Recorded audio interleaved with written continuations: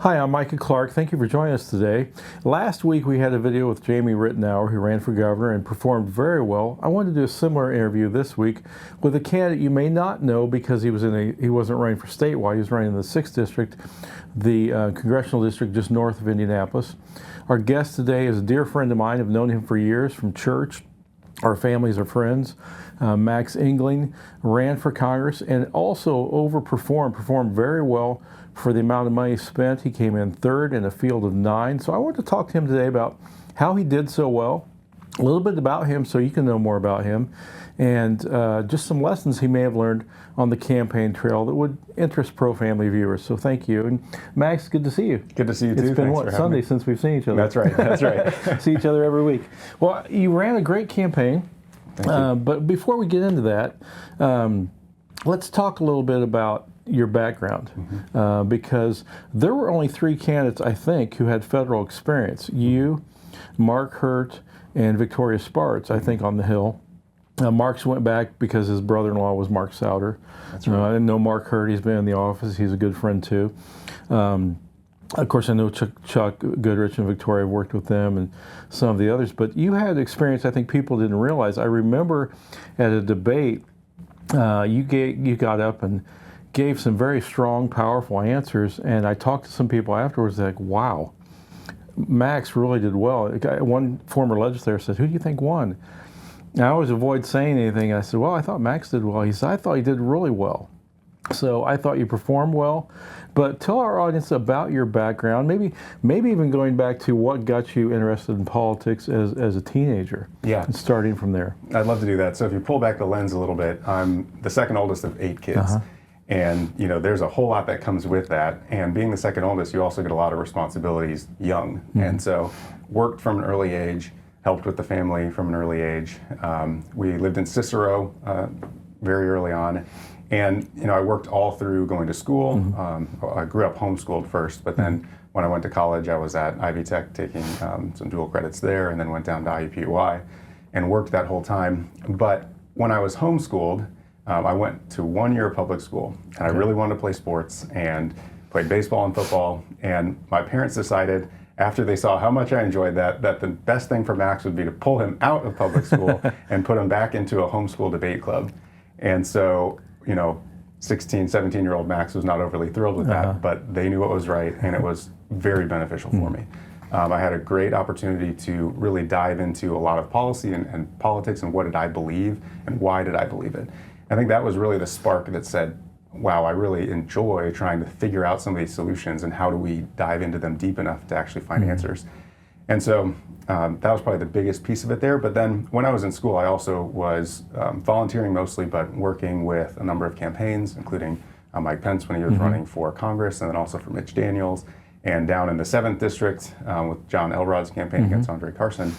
So I took a lot of that and really enjoyed thinking through how do we make significant change on the conservative side. And that's what led me to then eventually go out to DC and do work there. It was the Tea Party rebuttal to Obama at the time.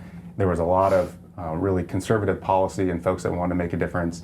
And when the House flipped in 2011 and Republicans took control of the House, that's when I said to my boss at the time, I was finished with school and working for a small business, you know how I'm wired, I have to go try and serve on the conservative side to make a difference here. And had a lot of really good opportunity in DC to do that. And didn't you just almost literally go out to DC and start knocking on doors? I did. Yeah. I have no connections, which is a strange thing in DC when you go out there for the first time. But you wound up in the speaker's office ultimately, didn't you? I did. Yeah. That's right. So the first spot that I was at was a little known committee, but the Committee on House Administration ended up being very good for me from a baseline of how do you understand the workings of the House and what it means to be a member and how to do that job well. And I was in oversight. I also was in communications, advising members.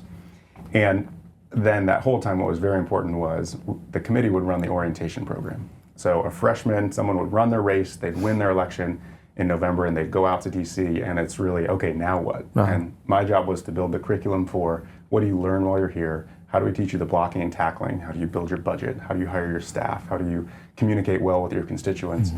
And so learning all of that and then teaching all of that and working with members on all of that on the Republican side was very helpful to me to understand how to do this role.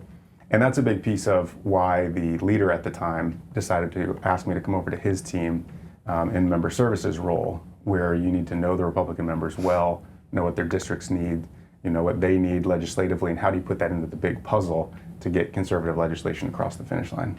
Well, I know the re-election rate is super high, but how many typically would you work with freshman Republicans in any given cycle that you were out there? Was it a lot? Was it 10, 12, or 30, 40? I don't even know how many typically from year cycle to cycle will get into as new freshmen. There were some big cycles in the 2010, 2012 years. And part of that was because so many folks were fed up with what was happening with the Obama administration and really wanted to push back on that. And so I think those numbers were closer to the 70 and 80. Oh, wow. And that was when I think the House had a Republican majority of somewhere around 242 members, which by today's standard, that's an enormous number. And so what they do is they'd have the big group of everyone, and I was responsible for kind of big picture, what do they learn? And then they'd take everyone and put them into groups of 6 or 7 and assign an individual staffer to walk them through the whole process. So I've done kind of both sides of that. So who did you typically work? Were there any people we would know? Did you work with maybe a Warlorski or a Banks or somebody at that time? Anybody maybe we would know that you worked with? Yeah, and being from Indiana, I a lot of times got to work with Indiana members. So, Jim Banks, worked with him very closely. Also Victoria Spartz. Okay, sure. And we've had a good relationship over the years. And then also, this latest group of Aaron Houchin, and I shouldn't say latest, but Houchin and Baird and Rudy Yakum when he came in the special election up north.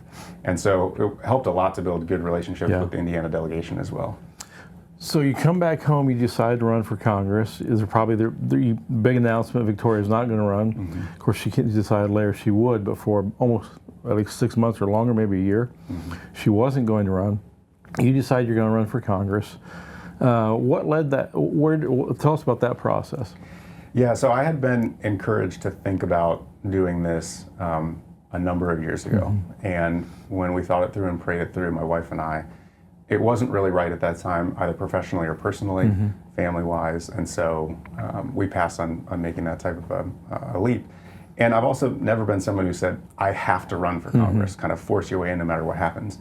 And so when Victoria Spartz announced her retirement, we sort of spun that back up and thought, okay, is this the right move for myself, for the family, and for the experience that I have? And what my wife and I did is we each took a month separately to pray it through and think it through on our own. And that was very helpful because I didn't want to lean too far into this one way and to, potentially lean on her too far. And I didn't want to, take old discussions and just rehash them. And so doing that was very helpful. When we came back together, we both were very aligned on this is where we're supposed to go. We really felt God was telling us, yes, it's close to her family, all of her family's here, my family's here. But also it takes the experience that I have and what I know best and uses that in a way that I could serve, representing the people that I appreciate the most here in the 5th Congressional District. And so there were a lot of, when you leave the Speaker's office, and I left relatively early on, you could go to a lot of places, including downtown. And downtown in DC terms is, become a lobbyist and do a number of those things. K Street. Exactly, on K Street. And I really felt that I was supposed to continue serving and find a way to do that and not a way to necessarily go downtown. And I'm not saying that's a bad thing to do. And so we felt very called to make this run. And a big piece of it for Kelsey and I was that we knew very clearly, you can commit to run hard and you can commit to trust God in that. You can't commit to win. That is not your decision. Voters make that decision. God knows what the plan is. And so we felt very clearly our role was to run hard. So as I saw you out on the campaign field, you did very well, very articulate. I thought you surprised a lot of people with your knowledge. But when I saw you oftentimes, it would be at forums where you were asked questions. But as you were out knocking on doors or as you were out campaigning and you were on the offense, so to speak, rather than responding to questions, what were the issues that were driving you that you were passionate about? So one of the things that was very helpful to me personally was in 2023, we spent a lot of time helping local candidates, municipal candidates, and getting out there knocking on doors, trying to help get our Republicans across the finish line. And that really helps you take the temperature of the electorate.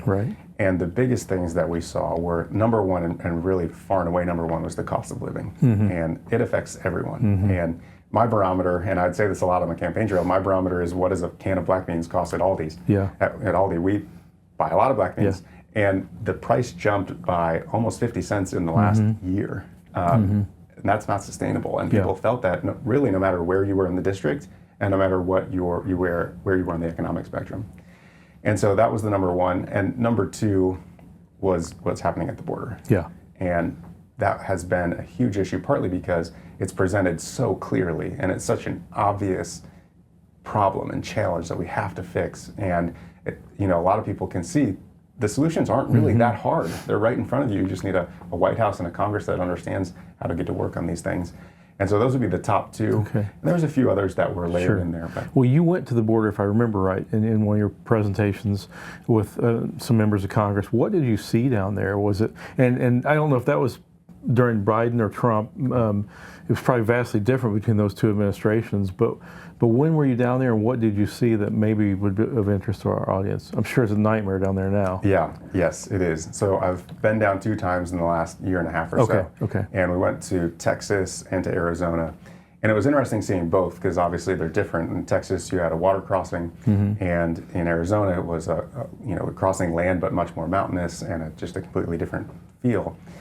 And what we saw was, it kind of blows your mind. And we've seen a lot of it now, but we were down there early seeing a lot of this where the cartels run the other side, on the Mexican side, very clearly. And what they do is they'd have about 5,000 folks on the Mexican side of the border, migrants that wanted to come across, but they knew they couldn't take any action until the cartel told them you can cross. And so the cartel would give 400 or 500 of them at a time the signal, okay, you can go ahead and cross the river. They'd cross, and what would happen is the Border Patrol agents would collapse off the rest of the border to apprehend these folks. And so then, when they're in the middle of apprehending them, that's when the cartels would say, okay, well now that over here is no longer being patrolled in the same way it was before, that's when we're gonna send across fentanyl, human trafficking, other people, bonded labor, all kinds of real challenges that were coming across that they didn't want to be apprehended. And then, these folks, they knew when they're coming up, there's a massive incentive to come up here because what's going to happen is you'll be apprehended, but then you'll be transported into the country. You'll be given a hotel stay. A lot of blue cities were, sanctuary cities were giving them debit cards for their expenses, cell phones, taxpayer dollars, cell phones. And then all of that was just pinky swear that you'd show up, 6 months, a year, 2 years later to your court date, and really nothing was going to happen to you. Right. And so really cutting off the incentives is the number one thing. Once word starts to get back down, that when you come up to the border, you're going to be turned away, then I think that will ripple its way back down to Central and South America. But also, as you know, it's around the world at this point. Yeah. People are coming from everywhere to cross the border. And I've heard multiple people say, the media may show a mom carrying a baby, but from what I'm hearing, and maybe you saw this, maybe it's true, maybe it's not true, a lot of the people crossing the border are young males, military age, and there's great concern about gangs, criminal activity. What are these young men coming here for without families? Sure, some of them are coming here to work, but there's a real concern about crime and terrorism as well. We've got people coming from China, Yemen, Iran, Pakistan, all these other places.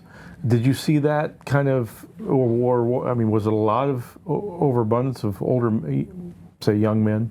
Yes, we did, absolutely. And 2 things that kind of stood out. One was that a lot of the folks that were coming up, a lot of the migrants that were coming up, they needed their ID to get through the other countries in Central and South America. And then when they'd get to the border, they'd flip that into the river and come across as an unknown.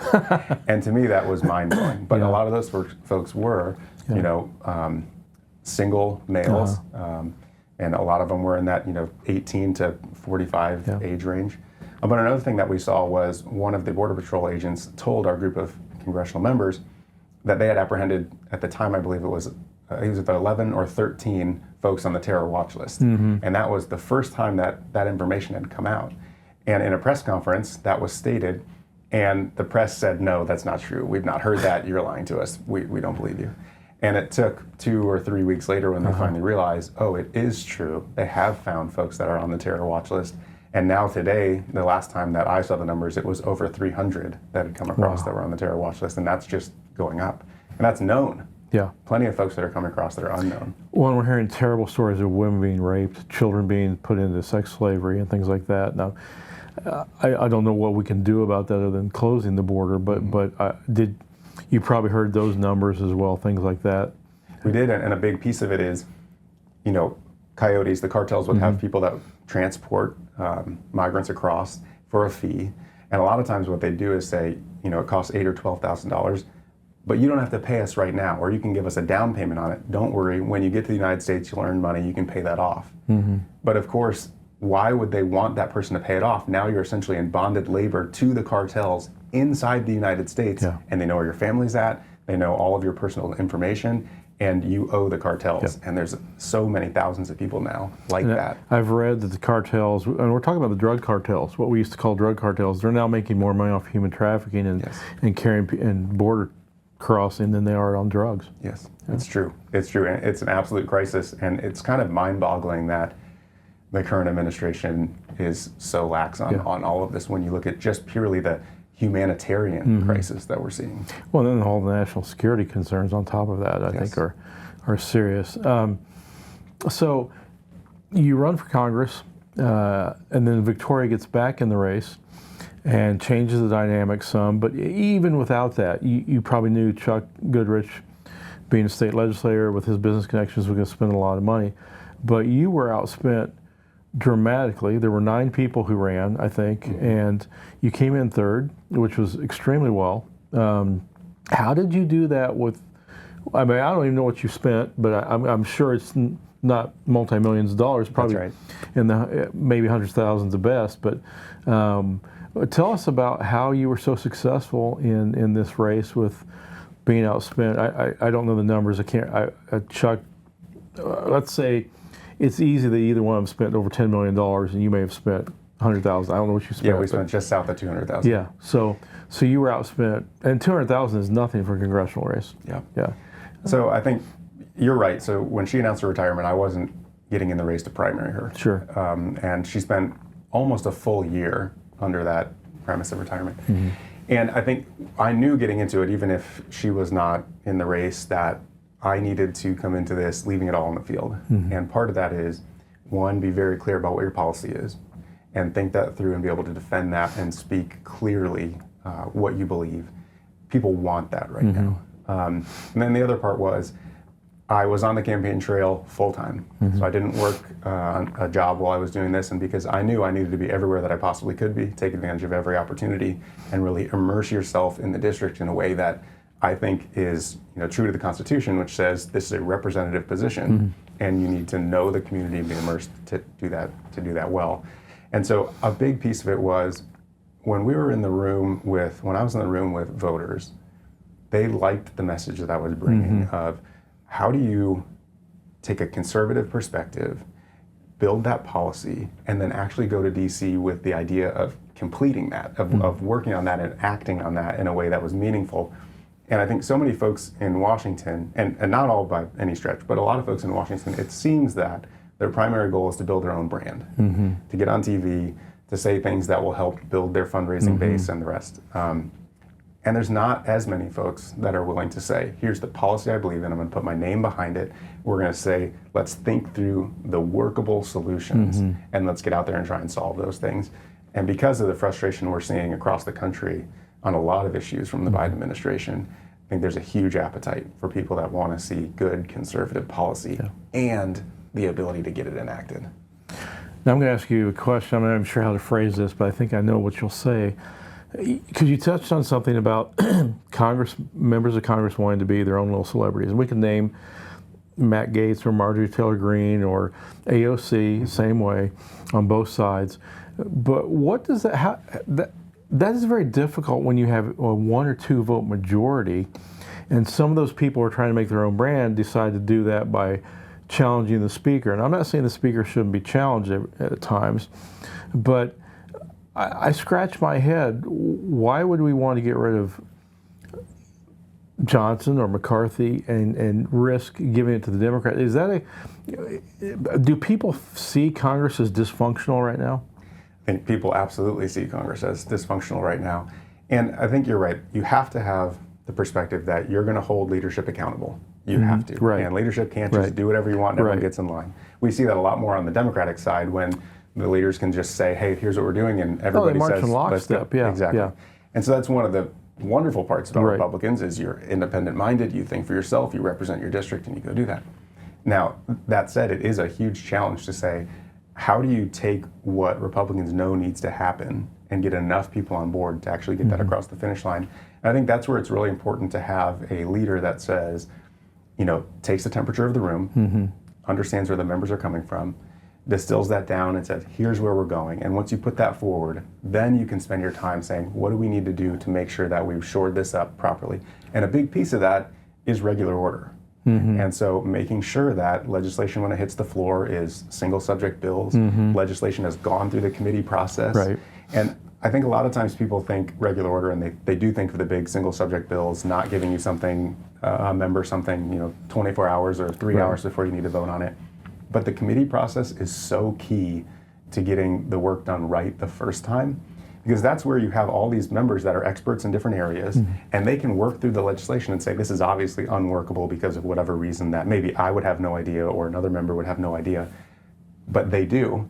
And then once it works its way out of committee, it goes to Rules Committee. You do that again at that process, and then it hits the floor.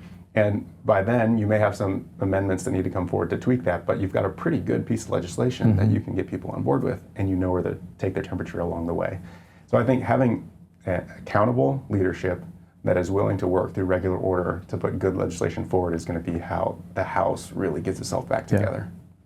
Well, and I think if you're, again, I'm nonpartisan, but if you're looking from the Republican perspective, because they're the majority, and it'd be the same if the Democrats were in control right now, either side needs to get more than a 1 or 2 vote majority to have anything functional. It's because you can get 2 or 3 rhinos go off by themselves, or you have a gang of 8 or a gang of 6, whether you want to call them, about immigration or whatever, that kind of goes off the rails. It's very hard to pass legislation with that very narrow majority for either side. So, which makes this next election very critical for the whole nation. Because if the Republicans, let's say Joe Biden's reelected, and the Republicans have the same situation we're in now, 1 or 2 vote majority, we're going to still have a mess. There's a lot of issues that will not be fixed. Yes. So, what's your plans next? I know you've got some things going on, and are you still going to be involved in politics, or is it going to be back to small business, things like that, or do you know yet? Where is the Lord leading you now? So I'm very committed to solving problems here in Indiana. I think that no matter what happens in the next step, my wife and I both are committed, 1, to Indiana, and 2, to making things better. The problems didn't go away because I didn't win. Right. And I called Congresswoman Spartz right away, and I said, the important thing now is that we get a Republican across the finish line, and we do good work in D.C., and accountable good work in D.C. And so I'm invested in that. I don't know exactly where I'm headed next at this moment, but there have been a lot of opportunities that have been presented. I think my natural tendency is to say, hey, let's find the thing quick and let's go get it. And I've been trying to take my time a little bit more now to say, no, let's look at the whole landscape. Let's see what makes the most sense, and then how do we really lean in where God wants us to. Well, I heard from both the Goodrich and the Sparks campaign and other candidates, you were very well respected. It was a very nasty race.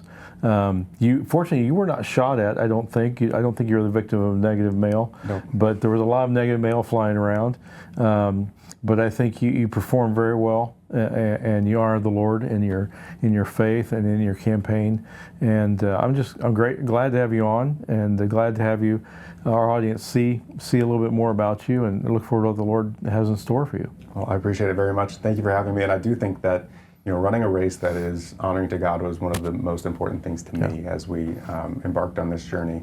And there's a lot of ways that politics can make you go in different paths. And so we were happy with where we ended up, running the race that we felt was how we were supposed to run, my wife and I. And so thank you for that. Thank you for having me on. I just appreciate being here. Oh, sure. Well, it's great to see people kind of come out of the woodwork and get people behind them and express our values, pro-family, pro-faith values, and have them receive well and perform well. So I appreciate the sacrifice you and your family made, and it just means a lot to me as your friend, but also to those in the district who saw you run such a good campaign. And there was others who did as well too, like I mentioned Mark Hurt and some others.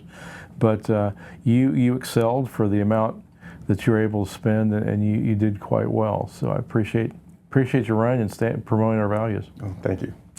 Well, hope you enjoyed that today and hope you learned a little bit more about this candidate. Keep your eye and remember the name Max Engling. You may see him in the future in political arena or other areas where the Lord may lead him. But I just wanted you to see, again, like we did last week, a candidate who excelled.